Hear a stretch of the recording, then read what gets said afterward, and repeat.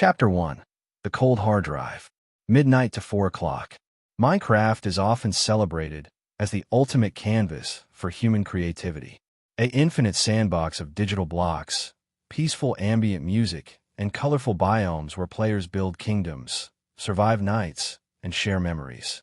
But beneath the nostalgia of the classic alpha and beta versions lies a parallel culture, one defined by isolation, existential dread, and digital horror. For years, the community has been captivated by the concept of things that shouldn't exist inside the game's local code. It started with simple ghost stories like Herobrine, but over a decade later, the narrative has evolved into something far more sophisticated: alternative reality games, or ARGs. These are not standard creepypastas anymore. They are meticulously constructed internet mysteries that blur the line between a fictional game glitch and real-world psychological terror. Creators like Wi-Fi's, Derlord, and M4chbox have tapped into a deep, universal human instinct: the fear of being watched in an empty digital world. When you boot up a single-player world, you are supposed to be alone. The code says you're the only entity with agency. So, what happens when the environment begins to react to you? What happens when structures generate that you never built? Or when corrupted system logs point to a file directory that exists outside your actual game installation? To understand how this content functions, we have to look at the atmosphere. Notice the vastness of an unmodded Minecraft landscape. The fog rendering at the edge of the screen. The way the music abruptly cuts out when you descend into a cave. Horror in this context works because of limitation.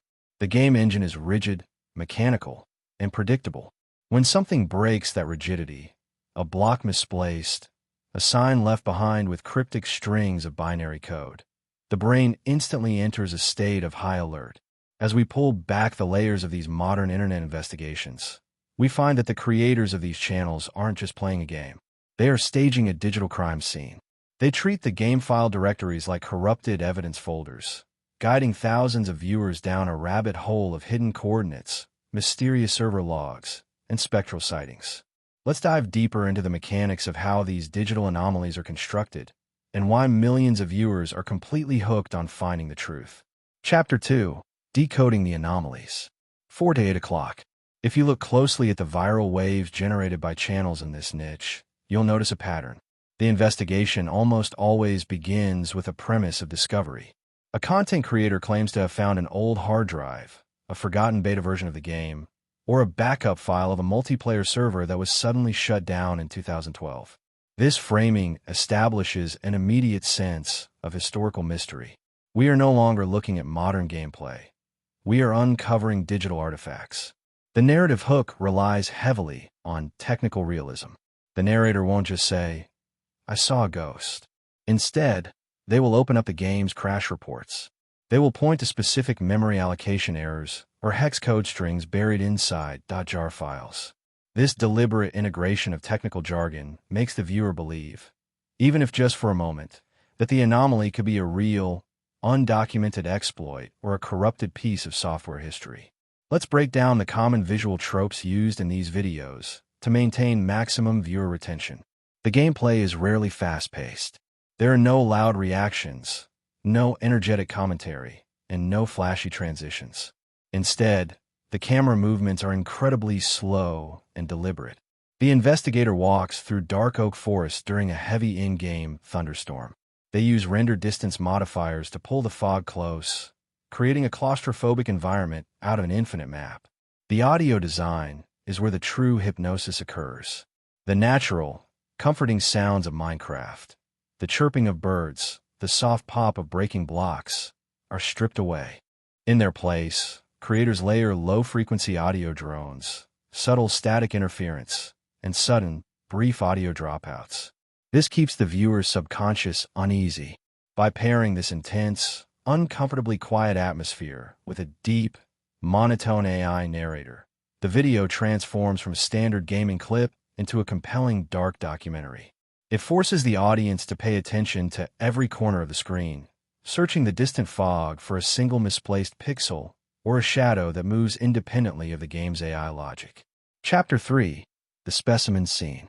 8 to 12 o'clock. At the heart of every successful gaming ARG is a central antagonist, an entity, or a phantom creator that drives the entire investigation forward. In the current landscape of Minecraft horror, names like Derlord or Forchbox are whispered with a sense of structural myth. These entities are not just monsters that jump out to scare the player.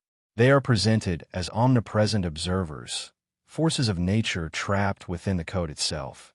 The sightings of these entities are always framed with extreme scarcity. In a 20-minute video, the creature might only appear on screen for a total of 3 seconds, buried deep in the background behind a dense layer of tree leaves, or standing perfectly still at the very edge of the rendering fog.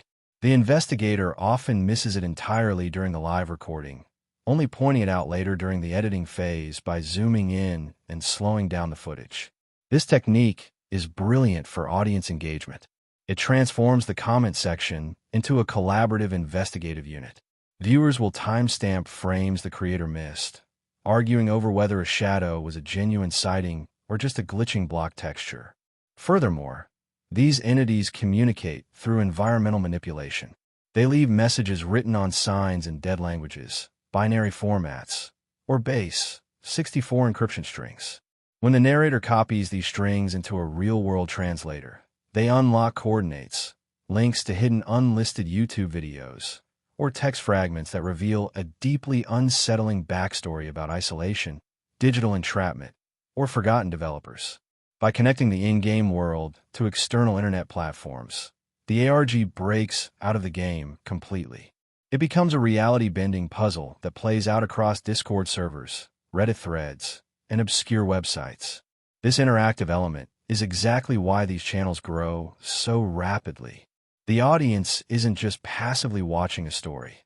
They feel like they are actively participating in a global, internet-wide digital detective hunt to unmask an ancient internet mystery. Chapter 4. Inside the Vintage File Directory. 12 to 1600 hours.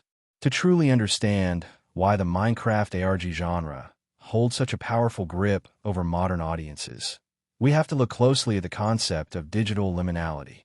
A liminal space is a place of transition, an empty school hallway at night, a deserted airport terminal. It feels unnatural because it is stripped of its primary purpose, human presence. Minecraft multiplayer servers are inherently social spaces. They are designed for collaboration, chatter, and shared activity.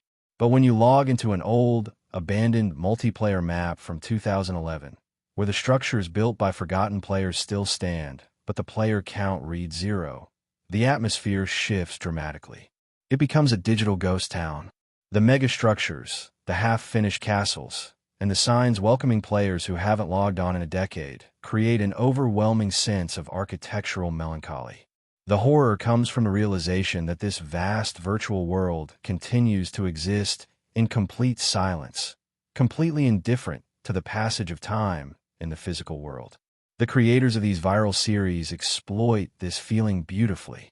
They spend minutes simply wandering through these massive, empty, user-generated builds. The AI voiceover ponders the fates of the people who built them, wondering why the server logs suddenly stopped recording logins on a specific Tuesday afternoon in the winter of 2013. Suddenly, the investigation takes a dark turn. The server logs reveal a phantom connection, a player profile with no username, or an administrative account bypass that occurred long after the official server hosting subscription had expired. The narrative implies that while the humans left, something else stayed behind to occupy the empty digital real estate. It implies that the server is no longer empty, and that by downloading the map file, the investigator has inadvertently brought that entity back to life on their own local machine. This psychological escalation keeps the viewer completely paralyzed with suspense, completely invested in seeing how deep the corruption goes. Chapter 5. The Final Analysis. 16 to 2000 hours. As we reach the conclusion of our investigation into the world of Minecraft ARGs and digital horror networks, we have to look at the broader picture. Why does this content generate hundreds of thousands of dollars in revenue? Why do older channels revived with this specific formula experience such massive algorithmic explosions? The answer lies in the perfect intersection of nostalgia, mystery, and structural pacing. The generation that grew up playing Minecraft in the early 2010s is now older. They look back at the game through a lens of profound nostalgia. But they no longer want basic let's play videos or simple survival tutorials. They want complex, mature narratives that match their current media consumption habits. Stories that feel like true crime documentaries, psychological thrillers, and philosophical deep dives.